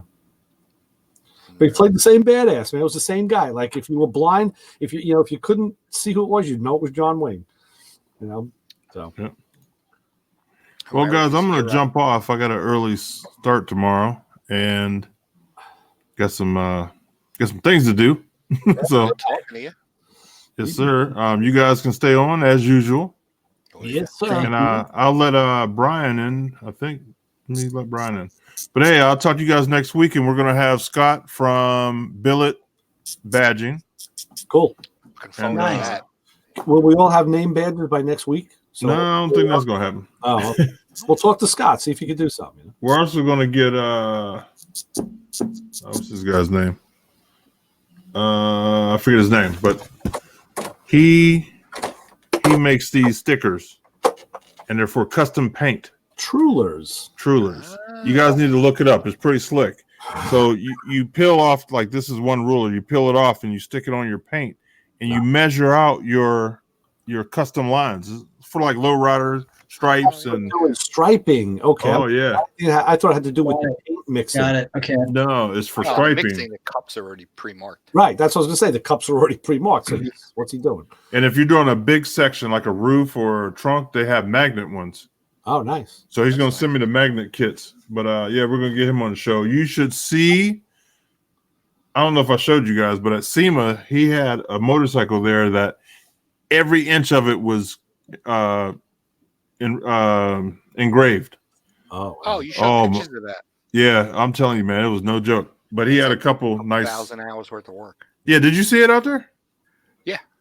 Oh And man, you showed us on here a Yeah, couple yeah. of, like 2 months ago. yeah, it was no joke. So yeah, he's going to come on and show us some hot paint. You know, Cool. there's guys using it. A lot of the top guys are using that. So it's pretty cool. All right, Lewis. So that's it. Got it. I'll see you guys next week. We'll do. Good talking to you, Lee. And I'll let Brian in. It's always good talking to you guys, so I ain't gonna tell you. You know. All right, Lewis. All right, we'll see you guys later. Thanks. Next year. Yeah. Yeah. So, Unreal. Got parts for the Camaro. what came in now? Willwood brake kit. Okay. Some more plumbing stuff. You didn't get a firewall cap though, huh? Not yet. All right. Because guys are killing me. As a matter of fact, I'm going to make a phone call out there tomorrow. Yeah. I need that carbon fiber firewall cover. I mean, and you think too, like what they're doing isn't hard to replicate once you've done it once. You know. You know what? It's a custom shop, and you had to get in the queue. Okay. They only do certain things at certain times, according to it's California. Oh yeah. Oh, wow. You think, I would think they'd make a couple extra and put them on the shelf, you know, That's what I would think. to give them a little bit of a. Yeah, but you're thinking like in New York. They right? offer it. You can buy it in fiberglass, in a couple of different gel coat colors. Right. You can buy it in 3 different carbon fiber weaves, Okay.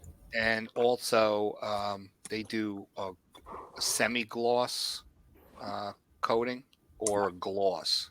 Okay. So there's some options there. So I guess for them it's easier to just make as needed. Yeah. You know. But one of the things we decided, since we're getting that center panel on the Camaro 67 Camaro stack where the heater Yes. controls would be, Yeah.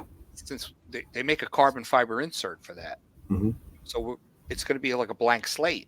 Mhm. So we're not going to use the cable setup.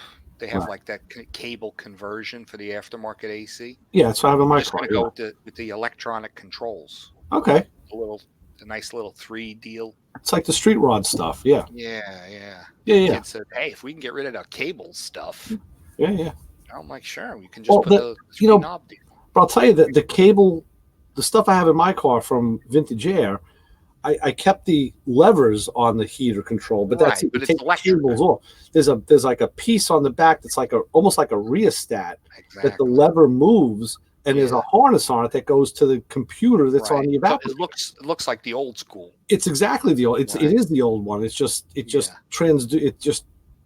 converts it. It's like a slide switch. It becomes an electromechanical switch. Is Right, what exactly. Right. He wants to get away from that totally. Okay. All right. Just Good go, choice. kind of modern. Right. Which is going to leave room for a late model radio Brian, you poke me in the eye. Stop that. Wow. and I big fat fingers in and yours. possibly a like a small electronic iPad kind of thing. Okay. So we'll see. Okay. Either that or maybe we'll mount that Holley EFI controller there too. Yeah. So we'll see what happens with that.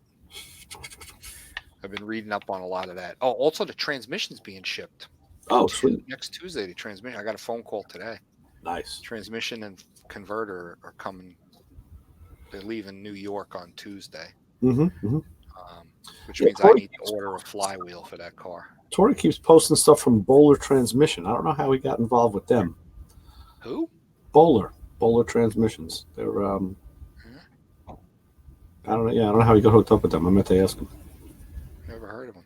Yeah, they've been around. Yeah, they've been around a while. I don't know. So, Brian, where did we leave off with you? We were talking about ratcheting wrench end. You were talking about the Snap-on guy, the toolboxes, and I was telling you what they're rolling out the 100-year anniversary hard. And I told them, I said, you know what? If you guys don't take advantage of that, you're freaking idiots. I said, because you got 100-year anniversary, and you know we talk about this all the time. They do know how to market their stuff. He goes, oh, we're coming out with T-shirts, and they're gonna have all the logos on the back with all the year. I mean, they're going over the edge. They're gonna capitalize on it. Yeah. Which is Well, for the prices they charge, they can capitalize every day. You wouldn't expect any less. Any company that's 100 years, I mean, you gotta, any milestone, like even for Mako, when you guys hit 50, that's a big one. You gotta really. Yeah. Well, we've gone crazy with 40. Yeah, I know. Look at our ratchets and stuff that we did. Well, one guy asked on I saw it on one of the social media somewhere, and they asked the Snap-on guy. He said, "Listen, are you guys gonna do like 100-year logo like Matco did for 40?" And they didn't answer him. I said, "Yeah, man, that Matco logo is gorgeous on the 40. It's sweet." Yeah, yeah. They. I wish we had some of the marketing, but really though, some of it's really a pain in the ass with that stuff. So it's all what it is. Do good marketing. It's getting better. After 18 years, man, I wish I saved some of the early stuff because it was kind of bad. Oh yeah, kind of childish. Yeah. Like my aquarium website, just like totally like whoa. Yeah, we had some raw deals, and stuff that we went out on a limb, or you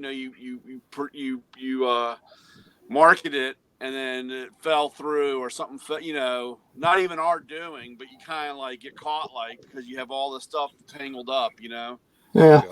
Well, we had that with one of the G.I. Joe movies that, back in 94 or whatever. You had something not to do 94, with the G.I. Joe 2000. Which one was it? The Wrath of the Cobra, whatever. And we had all kinds of stuff, man. And of course, then the movie got delayed. Yeah. And we were supposed to have a premiere thing. Oh my God, what a mess. Yeah. Well, yeah, when you tie yourself to that industry, it's nothing's for sure. But there's growing pains. It is what it is. So it all. I mean, like I said, some people remember that stuff and will never let it down, and then other people are like, what the hell? Yeah. So, but that's good. That's good. So no, hey John, I was telling you, man, when we were talking last night, man, that Tim guy, I love watching his video, man. I just wanted to show you a nice Pontiac rear end. Yeah, and you got all. I mean, you took measurements or something, dude. You got to calm down, What do you mean? Huh? Man, No, as soon as I saw that picture, I knew what version Firebird that was. Yeah, that's why I showed you that picture of the Pro Stock. Yeah. Yeah. And next thing I know, man, you're telling me it was a 105 to a 10 whatever, and I'm like, look, dude. Well, no, you know what it is? Rear end. Yeah. I know. That was an awesome picture. Technical on you. And at the end of the conversation, we got where the number 2 spark plug's supposed to be on a spindle. I remembered all this stuff, man. It was no dream. I was like, man, he changed the whole outlook on this rear end. What are you gonna show you?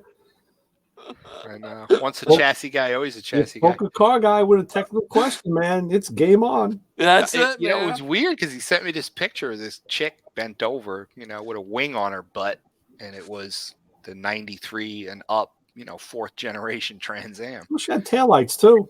Yeah, she had taillights, the whole deal. I got it. Yeah, I got it. Yeah. I loved it. Yeah. But it right away took me back because, to be honest with you, that 4th generation, it makes the best race car. Okay. The body just lends itself to being a drag car, you know.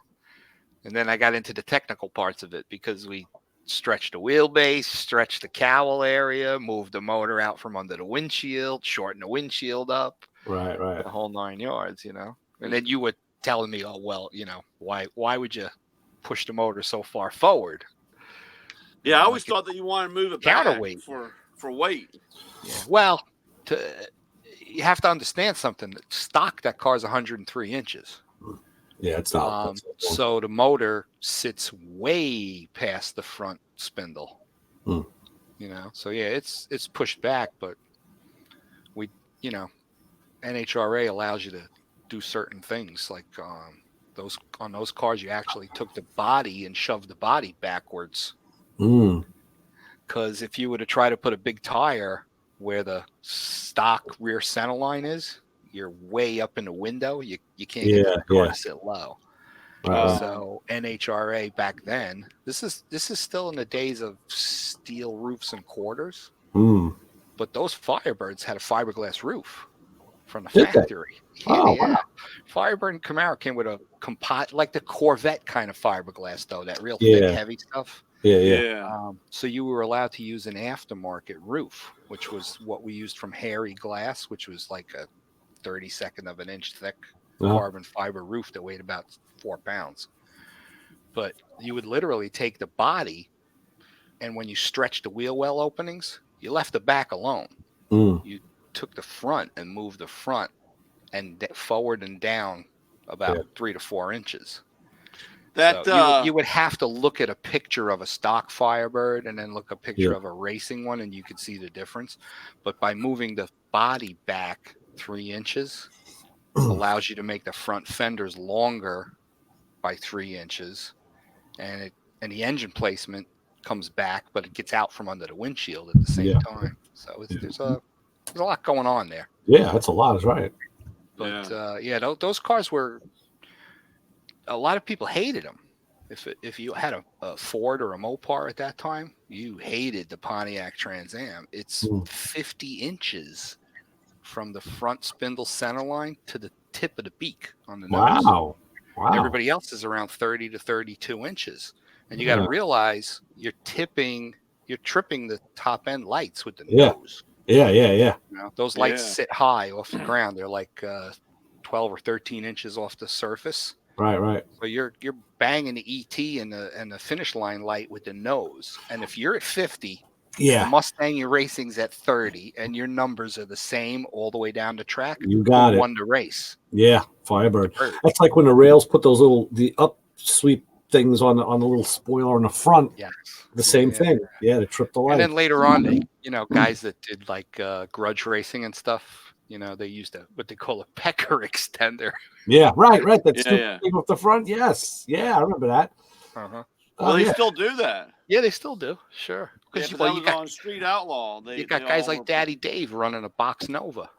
The bumper is literally like 12 inches in front of the tire. Yeah. There's no overhang on those cars. Right, they're flat. Yeah. So. Yeah, that's. I think it was. I think it was. I can't remember. I watched two different guys. That Tim guy and another guy. But Camus is. I would love to get him on this show. But he had a whole thing about rolling in with the tires. Yeah. About how they put stagger. That's what it was. I got in on that stagger one, and unfortunately there was a bunch of circle track guys that were making comments. Obviously, there's a bunch of circle track guys that hang around and look at drag race threads on Facebook, and he was talking about front wheel stagger, which is something that we do in drag racing. You put one wheel ahead of the other. They're not like this, they're like that. Right. You're physically allowed to do that in the rules. And you move the driver's side tire forward as opposed to the passenger side tire, because when the car torques and takes off, which wheel lifts first? Driver's side. So you want that one further forward. And the circle track guys were like, what are you talking about with stagger? Stagger has to, you put bigger tires on the outside than on the inside. Well, no, jerk. That's if you want to make left turns. Yeah, exactly. In drag racing, stagger is wheelbase. Yeah. You know, and then there was a couple of guys that I completely blew away by telling them that sometimes we actually move the rear end a little bit Ah. to steer the car off the starting line. Okay. They're So like, yeah, what? Yeah. you could think of that as extreme caster. We call that rear steer. Yeah, some guy mentioned Right. caster. True, I'm like, right. you're dead wrong. I go, what we're doing on the front end is going to do a caster.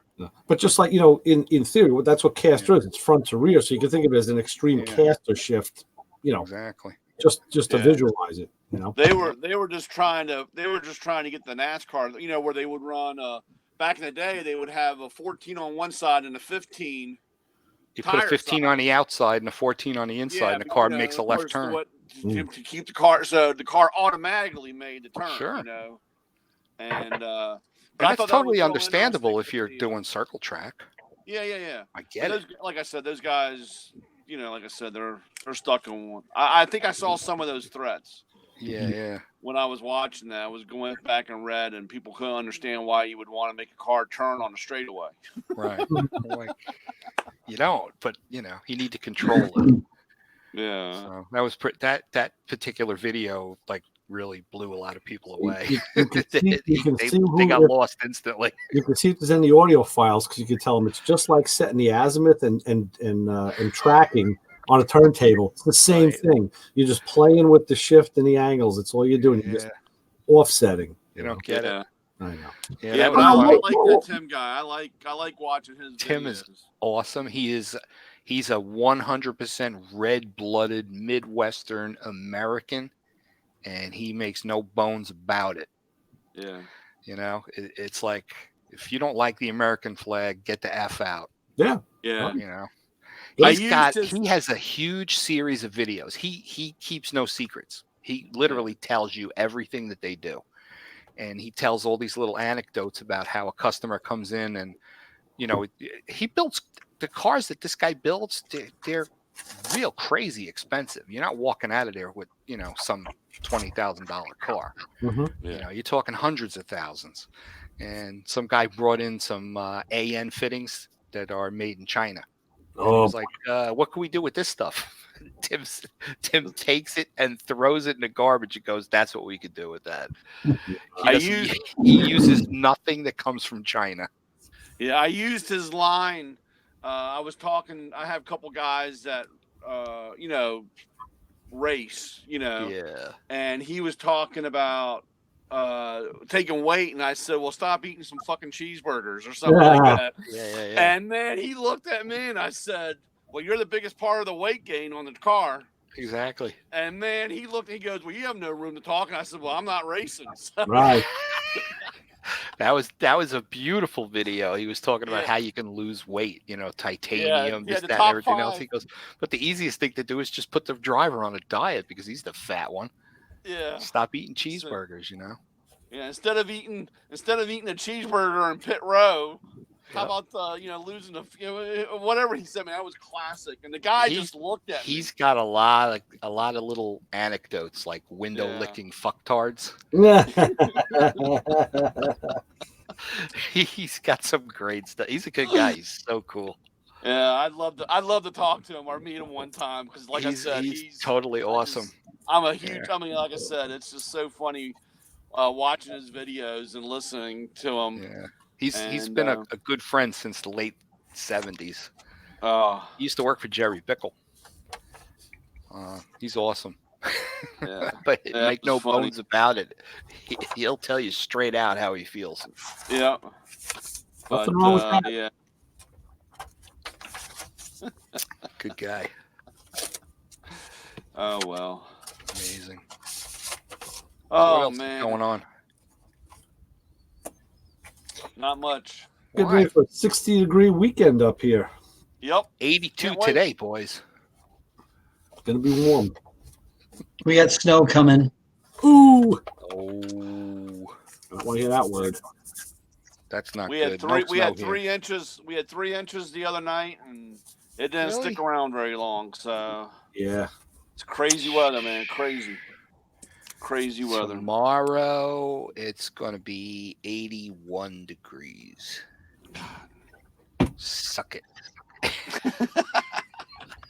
Hey, I'm loving this, 50s and 60s. I'm loving that, man. It's like Saturday, Sunday, Monday, 86. Yeah, for January. I mean, up here, that's like a gift.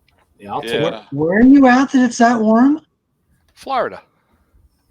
Yeah, of course. Central Florida. Yeah. I'm way up in the Northwest, but Oregon. So boy. it's 30s and 40s. I think it's 34 right now. It's only when it's not raining. Not that bad. 34 is Yeah, good. I can exactly. deal with 34. Yeah. Yeah, that's pretty You good. could deal with 34? No. Yeah. Yeah, 34 is good. Yeah. 34 is If good you're living snow in weather. Florida, you couldn't deal with 34. After living here since 2004, no, 34 is a bit of a problem, but Yeah, exactly. I don't know. I don't wear long pants very often. Right. I had to wear them when I was in New York for Christmas. I was kind of pissed off at that. Yeah. It was chilly there. Yeah. So That's I don't funny. know. Yeah. Shorts all year, brother. Right. I had to dig through my closet to find clothing to go to New York with. Wow. Yeah. 'Cause Lucky it it's was, still fit. most of it's Yeah, disappeared. you're lucky they fit. That'd be Yeah, my yeah, luck. that's I pack one a whole thing. bunch of stuff. Pack a A, whole it bunch of was stuff, and the it won't majority fit. of it's disappeared through the years because I just never use it. Yeah. B, stuff that I could still fit in because I'm a fat bastard. Mm-hmm. And C, the fact that I actually had to take that stuff with me and then wear it. I was like, oh, God. Couldn't wait to get home, Yeah. which was a whole nother story. Yeah. So Brian, what's the rep going to be doing with you tomorrow? Just what do those guys do? Because occasionally the guys, he'll come with all guys on the truck, and usually he's like trying to hawk some shit. He's like trying to sell you the lace and go, like, get the hell out of here. They give you pep talks. They try to tell you how to sell better. What's the purpose of him being with you tomorrow? Well, actually, like I was telling you, one of the big things for me is because of the development in my area. Right. I'm hoping that they're done with their surveying and they can add to my route. That's always good. And expand my area because I'm losing so much, know. And so I'm most of the time with us older guys, when the rep comes out, it's their day off because they just come out and they don't have to take care of a lot of stuff, It's kind of an easy day for them. Instead of riding with a newbie or a rookie or, They don't have to babysit or police you. They just got to hang out. And so, like I said, most of the reps that I've ever had, they really enjoy spending the day with me because it's kind of entertaining. There you go.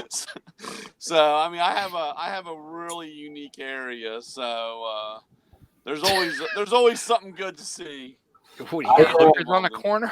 I couldn't help it. I entertained the Snap-on guy today because I haven't been on a truck in like a month because I've been working at the other job, and he's talking to the other guy in the shop, and then and I'm looking at the real long sockets. I pulled one off the rail. I'm like, hey, Matco has a set of these from 6 to 17. He's like, yeah, and then I said, Mike actually bought an impact gun, a long one. I said, hey, did you see the Matco video for the old long barrel impact gun? I dropped the name 3 times in the deal system. He goes, you know a lot about Matco these days, don't you? I'm like, well, yeah. I'm like, hell yeah. That's cool. I'll have a wanted poster out there. They'll be gunning me down. Right. It's all I haven't right. been on a tool truck in years. And then I was on a tool truck with Lou. Oh, were you? When he was filming. Okay. And that guy is he's like an independent. Yeah, there's a lot of independent guys out there. He's now. got a bunch of gear wrench and yeah, there's a lot of different other stuff. Yeah. Yep. But what were you gonna say, Lee? Brian, do you have any tie-ins with colleges? I have. Well, we have a VOTEC department that handles all that, and so I don't get tangled into it. Every once in a while, I have sometimes they'll say, "Oh, we want you to come by and let everybody see what the truck's like. Come out and and play around, but it's it's actually a really sore subject with us distributors. Why? We have a Because Because they kind of sidestep you. Well, the problem of it is that I understand it's, sell the product to them, but they do it at a 55% discount. Ooh. So there's no I markup. can't There's even, no I money can't in even, them. right. Well, right. So these kids buy this stuff at below what I can buy, Yeah. and then they come out into the real world and they come out on a truck and they say, "Holy crap, you're ripping me off." Well, they got to understand from the beginning. This is your incentive into the business. They don't get it. But they don't understand that. Yeah, well, tough shit. They don't get it. So, and that's exactly my point. Then what happens is some of the guys will be like working at a shop. Well, then they start buying the stuff at school and selling it to the guys in the shop. Ooh. Oh, yeah. So I walk in there and the guy's got a brand, $500 set of wrenches that he bought for, $200. Yeah. And that completely taints the relationship. Right. Yeah. And then they want me to warranty it. Go over there. It's a really bad. I try not to let it. Sometimes it really gets to me, and other times, I try not to let it affect me too much. Well, you see, now that's something you got to mention to your rep tomorrow. Yeah. Oh yeah. Well, it's because you know what? If the corporation's going to sidestep you, in other words, if you got a couple vocational schools in your area, mm-hmm. and the company, the headquarters decides, well, we're going to sell direct, the best that they should do is to sell these kids the tools at the same price you're selling them on the truck, but like maybe on an interest-free payment plan. Yeah. You know what I'm saying? Do that. Yeah, well, they'll never do that because they're not making money. So, yeah, that would be much better. Because in my area, we have a couple colleges that are teaching fantasy, and that's what we've fought this over. I don't know how many years now. Is we get these kids that get good grades, they're learning all this stuff. They come to work for us.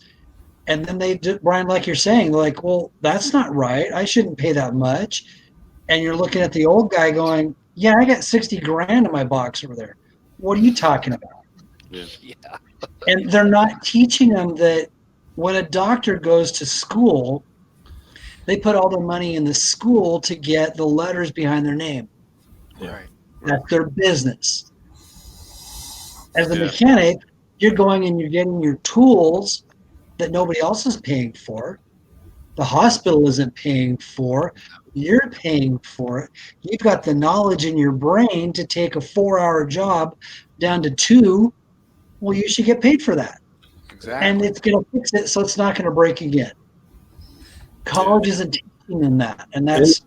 And the thing is, once you start working, that's not where your tool buying ends. I mean, you still buy. I'm amazed. Like, I'm on a truck, like this new stuff for, like we were talking about with those super long sockets, like with the German cars. Like, they design cars now that you need an 8-inch socket for to get a taillight out or a bumper off. And like, you want to work in those cars, buy the tool. I mean, yeah, maybe you could improvise something and lose a couple of them inside the double wall panel because they fell off an extension, or you buy the tool that works. So you're always buying stuff. Yeah. Yeah. Yeah, I had that. That was That's one crazy. of the things that threw me over the edge. And this was, 19 years ago when I was at the dealer. They hired this kid that was, in the top 3% of his class because they sent him to school for 6 months, and they would have to put a bid in. And if the dealership picked them up, they'd pay for their schooling, for the class. And of course, I loved it, when the service manager said, "Hey, Brian, keep an eye on the new guy." And I'm like, "Now you want me to babysit?" Right. Really? I said, "Well, this ain't going to work." And of course, I walk into parts department one day and Joe goes, "Hey, B, the new guy put 402 sensors on this car." and all 4 of them can't be bad. Mm-hmm. So I go out there and say, hey, what's going on? He goes, I know what I'm doing. I said, I didn't say that, dude. You can't put 402 sensors. Well, at school they said they're all bad. I said, well, we're not at school. Yeah, Right. because This is the real world. We're in not at school school. they teach from the book of change all the parts. Don't worry about what it was that was wrong. And I said, what's going on? And he said, well, that's, I know what I'm doing. And I said, all right, whatever. And of course, 5 o'clock, he's walking out the door because he doesn't work past 5, and 5:01, here comes the service director in the car, in that car. And he's like, hey, Brian, I got a problem, man. This guy's pissed off. This check engine light's still on. I'm like, yeah, I bet. Go get your ace mechanic. Yeah. Oh, you can't be like that. You got to help me out. And, I just told him, I said, again, you love me and I take care of everything, but you say I make too much money, but you don't want to pay. It's my knowledge. Right. It's my experience. Right. Yeah. And then what really got me at the very end of it all is that they never told the guy that I fixed the car. So he never learned. Right. And the dealership still paid him and ate the parts. And he definitely didn't learn because he didn't learn the diagnostic procedure that was necessary to find the real problem. Right. And so, of course, that just really threw me over the edge. And I said, I don't want to ever hear about you guys not making money and that you pay me too much money because you're going to eat the parts. You never told the kid that he was wrong, and you're going to have the same, I said, that's it. Here's my month. I'm going to eat my boot up your ass. You got to get the Jesse James tattoo, pay up, sucker. Yeah. Here it is. Yeah. God, oh man, it still winds me up, man, to this day. People don't want to pay for knowledge, and Sorry to wind you up, sir. Oh no, it's all right. But like I said, it's you see the same thing. You got some really talented guys, but they don't want to pay them for their knowledge. Right. And it's hard to keep them. I mean, we fight that with it at the dealership level because we were at our Vegas big meeting and we sat down and the guy's like, you've got a 258% fixed first visit ratio. Why? Do you want me to throw parts at it or do you want me to fix it right? Shoot the parts cannon at it, right?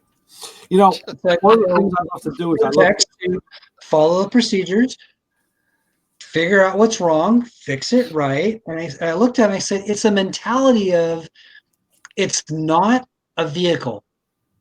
When you think of a vehicle as being part of somebody's family, when it's down, that's just like a person being in the hospital because it affects everything in their life. Sure. So we've got to get it back on the road in the quickest time. Everything costs way too much, so we got to fix it at the best price and still make a profit. Yeah. And it's just, he looked at me and he's like, okay, you're buying the next round because we were at Vegas. He didn't like that idea either, but he did. So, yeah. And even like with that, Brian, like one of the things I love to do is I love to teach younger guys stuff, and in a number of different areas of things I do. So I do a lot of different things. I've had people approach me a lot and say, "Hey, what are you giving that away for? What are you just showing that guy? Stuff that took you so long to learn." I said, "Listen." I said, unless he's extremely bright, which he might be, you can show someone how to do something, and I'll show you the tricks and the shortcuts. I said, but you're probably not going to be able to do it like I can because you haven't had that. You haven't built your muscle memory. You don't have the time in. I said, so I'll show him. I said, then I want to watch him try and do it himself, and everybody thinks they can do it better than you. I said, it'll be funny, but and the guys that catch on and pick it up, those are the guys you want to go further with, and you want to show them because they're going to be your aces. Yeah. Oh, yeah. We just got a kid from college that we are so excited because the other kids were saying, okay, you've got a few minutes before the next car comes in. What are you doing? And we turned around and looked at this kid, and he's already on the computer going, how do I get into the training? I need to do this training while I'm waiting. Wow. Oh, wow. Impressive. Whoa. That's it. I thought you were going to say he was on Facebook. Yeah. Yeah. We that's got just awesome. about 5 minutes left, guys. I'm taking Okay. a selfie. All right. Yeah, right. Yeah. Look what I just fixed.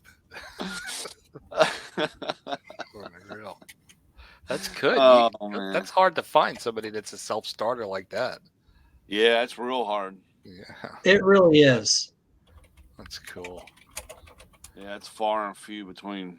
Yeah. For And sure. we're so far behind. I could use 4 more of them right now. Sure. Yeah, I know a lot of. I mean, I have tons of shops. They're all looking for that. That's really hard, man.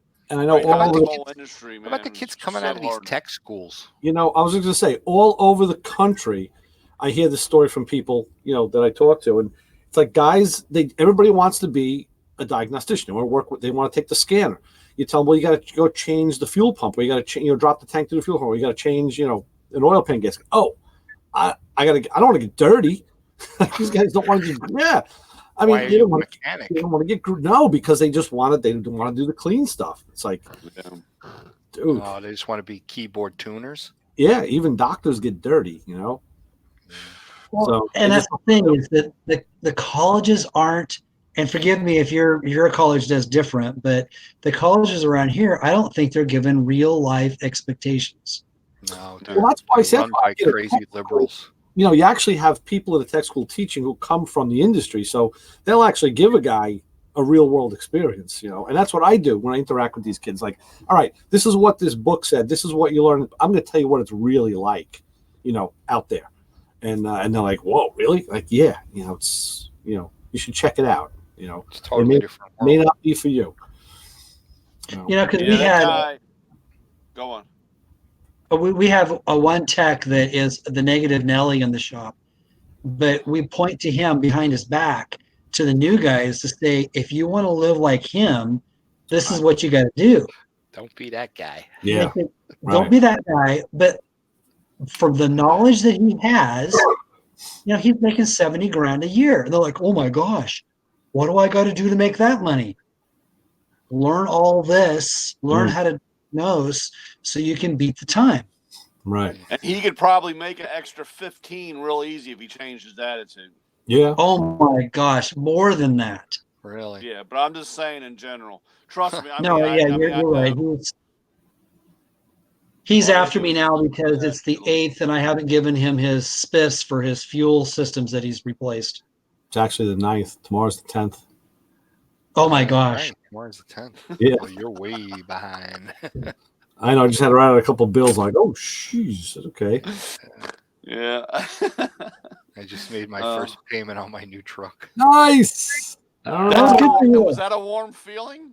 Yeah, It's only a little bit more than the other one I was paying, so it's not bad. that's You, good. didn't throw in one of the little tropical fish and say add water when you get this or something? Yeah. They travel well? Right. Yeah. You know what happens when you pay it off, right? Trust me, I never pay them off. I get rid of them before they're paid off. You have to keep an eye. You got to walk into them the right way, and you got to keep an eye on what they're worth, Yeah. what you still owe, Right. and that's when that number gets kind of even or you're ahead. That's when you dump.